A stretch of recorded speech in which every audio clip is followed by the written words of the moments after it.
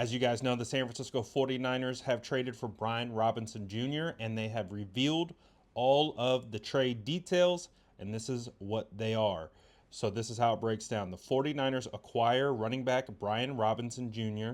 from the Washington Commanders. They also acquire his contract in 2025, but they're only taking on $2.156 million of his $3.4 million salary.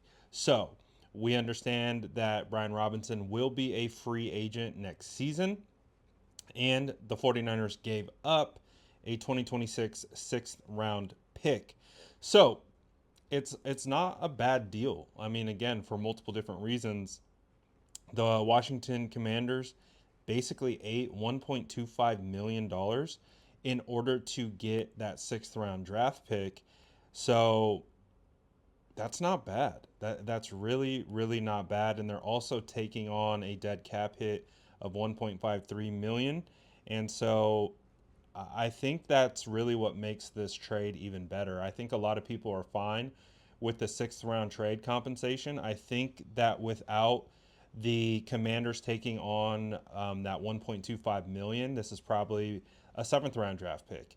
And so this was a way that they both made concessions to get a better value in regards to draft pick, and the 49ers were able to get some cash consideration out of it. We know the 49ers have been extremely cash conscious this whole offseason, and as a result of that, they go and make a move. That's one of the reasons why they moved off Jordan Mason, was because they would have paid him upwards of $5 million with a second round tender. So, like, we knew when that trade went down to send him to Minnesota, we knew that it was a monetary trade, at least from my perspective, um, because I do think that the 49ers clearly needed that role, which is why they had Patrick Taylor in that role. Patrick Taylor gets hurt.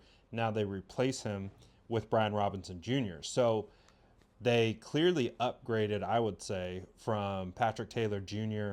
to Brian Robinson, and they got cheaper. So when you really kind of look at the full picture of everything, it makes a lot more sense. It makes me feel better about the Jordan Mason trade. As you guys know, I've been very vocal about my displeasure of that particular trade. I know it netted us Marquise Siegel, who's looked like he's going to be a great pick.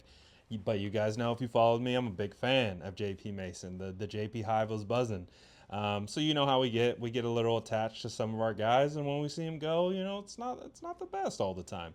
But when you look at now that we have more of a completed picture of everything, and we're kind of seeing how it's all playing out, you know, not bad, honestly. Like, it really not. Like, I really don't think there's too much to complain about with this one. This one feels like a trade that is more, um, it feels like a win-win for both sides. And in regard to the 49ers, they had a hole that was left by Patrick Taylor Jr.'s injury. And as a result of that, they actually went out and upgraded, I would say. I do think Brian Robinson Jr., although I don't think, you know, I think he's a, at committee, first string rotation guy at best. I don't see him as a workhorse RB. I see him as, early down back, short yardage, goal line type back. Doesn't mean he can't do other things. That's just how I envision his usage with the 49ers. And I really do think that the 49ers got a solid deal here. And when you look at it and you take a step back and you kind of correlate it back to the Jordan Mason trade, and you take in all the information and you really look at it from every angle, it makes the trade look even better. So honestly, can't be mad at it.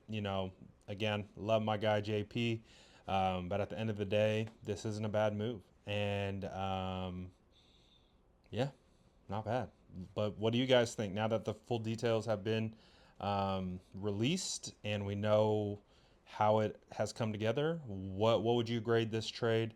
Drop your grades in the comments below, and as always, make sure to like and subscribe for more updates.